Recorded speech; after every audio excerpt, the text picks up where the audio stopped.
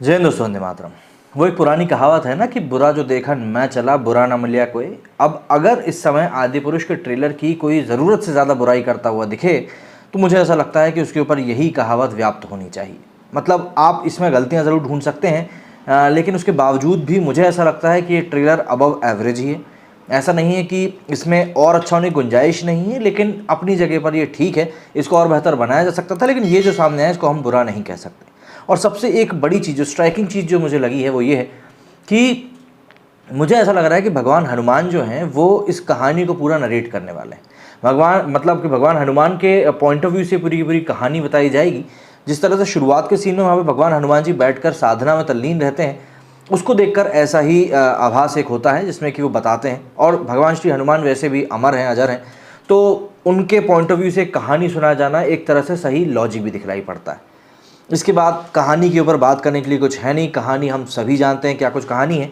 हम यहाँ पर ग्राफिक्स की बात ज़रूर कर सकते हैं। देखिए, वानरों को जब दिखाया जाता है तब आप एविडेंटली बिल्कुल इस चीज़ को पिक कर सकते हैं कि नहीं यार, ये थोड़े बहुत ज़्यादा ही दिख रहा है। लेकिन उसके बावजूद भी हम उसको जस्टिफाई कर सकते हैं कि नहीं चलिए ठीक है, ऐसा नहीं है कि ऐसा बिल्कुल ही बहुत ही बुरा है, अच्छा दिख रहा है। इवन टीज़र से तो अच्छा ही दिख रहा है। इसके अलावा कई जगहों पर प्रभास यहाँ पर थोड़े कुछ ज़्यादा ही 3D मॉडल की तरह दिख रहे हैं, लेकिन जिन जगहों पर वो सही दिख रहे हैं वो जगह काफ़ी शानदार है। बैकग्राउंड म्यूज़िक की बात करें तो background music literally goosebumps देने वाला है।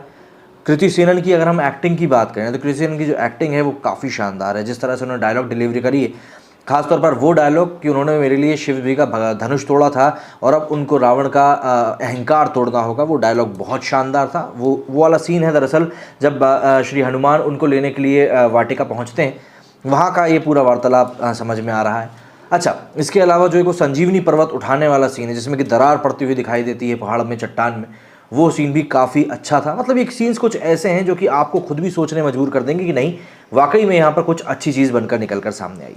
जितना भी क्रिटिसिज्म इसके टीज़र को लेकर हो रहा था वो हुआ था सबसे ज़्यादा रावण के किरदार को लेकर कि भैया रावण का किरदार कैसा होने वाला है। तो रावण का किरदार यहाँ पर फिर भी काफ़ी अच्छे से दिखाया गया है। लेकिन यहाँ पर एक सबसे बड़ी बात यह है कि रावण जिस तरीके से पुष्पक विमान पे आया था, जिस तरह से रावण के जो दूसरे छर्रे थे वो आए थे, उन सभी को यहाँ पर ट्रेलर में जगह नहीं मिली है। तो इन्हीं के ऊपर कंट्रोवर्सी हुई थी और उन सबको ही ट्रेलर से हटा दिया गया है। तो अभी ये नहीं कह सकते कि रावण का जो फाइनल लुक है उसमें कुछ चेंज किए गए हैं या नहीं किए गए, क्योंकि रावण को इस ट्रेलर में जिस लुक में दिखाया गया वो एक ब्राह्मण के भेष में जब माता जानकी का अपहरण करने के लिए गया था तब का सीन था। और दूसरा था जो कि इसको पीछे से दिखाया गया है जब वो भगवान शिव की आराधना करते हुए खुद को ही कहता है कि भाई दुनिया में जो भी कुछ पाने के लिए था मैं पा चुका हूँ, अब यदि मैं लक्ष्मी को पालूँ तो मैं नारायण हो जाऊँगा, क्योंकि हूँ तो मैं अभी भी राक्षस हूँ। तो इस सीन में भी उतना अच्छे से सैफ अली खान का लुक दिखाया नहीं गया। तो सैफ अली खान का लुक अभी भी मैं तो यही कहूँगा कि ताले में बंद ही है। 16 जून को जब पिक्चर रिलीज़ होगी तभी हमें पता चलेगा कि रावण का लुक कैसा है। लेकिन ट्रेलर को देखने के बाद एक चीज़ ज़रूर मैं श्योर शॉट कह सकता हूँ कि यार ये मूवी लिटरली पैसे कमाने वाली है। पहला दिन तो इसका बहुत भयंकर हाउसफुल जाएगा, ये बात तय है। क्योंकि एक जो वाइब आती है ना किसी भी चीज़ को देखने के बाद कि नहीं यार, तो इसको देखने के बाद कहीं ना कहीं एक वाव फैक्टर झलका है, वाव फैक्टर सामने आया है। ये नहीं कह सकते कि भाई नहीं बहुत ही ट्रैशी है, जैसा कि टीज़र को देखकर लगा था कि नहीं, टीज़र को देखकर तो सर खुजाने मजबूर हो गए थे कि यार क्या बना दिया है। इसमें भी हालांकि ऐसे कई सारे मौके हैं, लेकिन मैं उनको कम ही गिनूंगा। मतलब मैं इसको एक तरह से मानूंगा कि गिलास आधा भरा है, आधा खाली नहीं है। अच्छा, इसके अलावा अगर हम बैकग्राउंड म्यूज़िक की बात करें तो बैकग्राउंड म्यूज़िक काफ़ी शानदार है, गूज बम्स वाला बिल्कुल म्यूज़िक है और जैसा एक्सपेक्टेड था वैसा ही है। कई लोगों की आपको आने वाले दिनों में रिंगटोन बनी हुई दिखाई देगी, जय श्री राम जय श्री राम, क्योंकि वाकई में काफ़ी ज़्यादा अच्छा है। और भगवा ध्वज लहराने का जो उनका एक डायलॉग है भगवान श्री राम का, वो आज के संदर्भ में काफ़ी फिट बैठता हुआ दिखाई देता है। जिस प्रकार से भगवा की इस समय हर तरफ चर्चा चल रही। टीज़र को जितने ग्रैंड स्केल के ऊपर रिलीज़ किया गया था उतने ग्रैंड स्केल पर ट्रेलर को तो नहीं किया गया।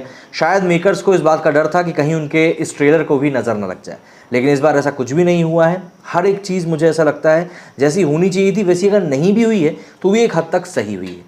किरदारों की अगर मैं बात करूं तो लक्ष्मण का किरदार निभाने वाले सनी सिंह जी को इसमें दिखाया गया, वो एक सबसे कमज़ोर कड़ी मेरे को यहाँ पर दिखलाई पड़ रहा है। मतलब कि उनका जो कैरेक्टर है वो कहीं ना कहीं थोड़ा कमतर ज़रूर लग रहा है। जिस तरीके से वो बोलते हैं कि आप अयोध्या के राजकुमार हैं, आप एक आवाज़ देंगे तो सेना आ जाएगी, वो मतलब एक जो अथॉरिटी होती है ना, जैसे हम प्रभास के किरदार में हम शरद केलकर जी की आवाज़ सुन रहे हैं, उसमें एक अथॉरिटी है।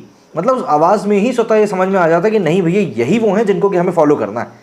तो सीधी सी बात है, एक अथॉरिटी की थोड़ी सी कमी दिख रही है। देवदत्त जी जिन्होंने भगवान श्री हनुमान का किरदार निभाया है, वो अपने किरदार में एकदम मतलब 100% फिट होते हुए दिखाई दे रहे हैं। और जैसा कि मैंने आपको शुरुआत में ही बताया, जो फर्स्ट सीन है जिसमें कि वो साधना में लीन है और वहाँ बैठकर वो बताते हैं कि ये कहानी है मेरे प्रभु श्री राम की, वो लिटरली बताता है कि भाई क्या टोन सेट हो रही है। तो ऑल इन ऑल ये ट्रेलर मुझे काफ़ी अच्छा लगा है। मतलब मैं बुराई ढूंढना नहीं चाहूँगा, बल्कि मैं ये कहूँगा मैं इस समय से पॉजिटिविटी की तरफ फोकस करना चाह रहा हूँ, क्योंकि ये कहानी ऐसी है जिसको कि आपको सेलिब्रेट करना चाहिए, ना कि जिसको कि हमें डिमीन करना चाहिए। तो एक सेलिब्रेशन के पॉइंट ऑफ व्यू से हम इस ट्रेलर को देखते हैं। बुराई ढूंढने वाले तो बुराई ढूंढेंगे ही, और जब कुछ व्यापक बड़ी बदलाव कोई बड़ी व्यापक बड़ी बुराई निकल कर सामने आएगी तो बिल्कुल डिस्कस भी करेंगे उस बारे में। लेकिन फ़िलहाल समय है इसको उत्सव की तरह मनाने का, तो वही करते हैं। और ये मूवी लग भी ऐसी ही रही है जो एक लंबी रेस का घोड़ा साबित होगी, क्योंकि अब वाइब आ रही है कि हाँ हम वाकई में प्रभु श्री राम को देख रहे हैं। हाँ, अब कई लोगों को प्रभु श्री राम की मूँछों से दिक्कत हो रही है, क्योंकि हमने कभी भी प्रभु श्री राम को मूँछों में देखा ही नहीं, तो इसलिए लोगों को मूँछों से इतनी समस्या हो रही है। तो वो समस्या भाई सब लोगों की अपने जहन में अपनी जगह पर है। अब अभी फ़िलहाल ट्रेलर को देखने के बाद में आपका क्या मत निकल कर सामने आया है, कमेंट करके ज़रूर बताइएगा। मेरे इस वीडियो में फिलहाल इतना ही। जय हिंद, जय भारत।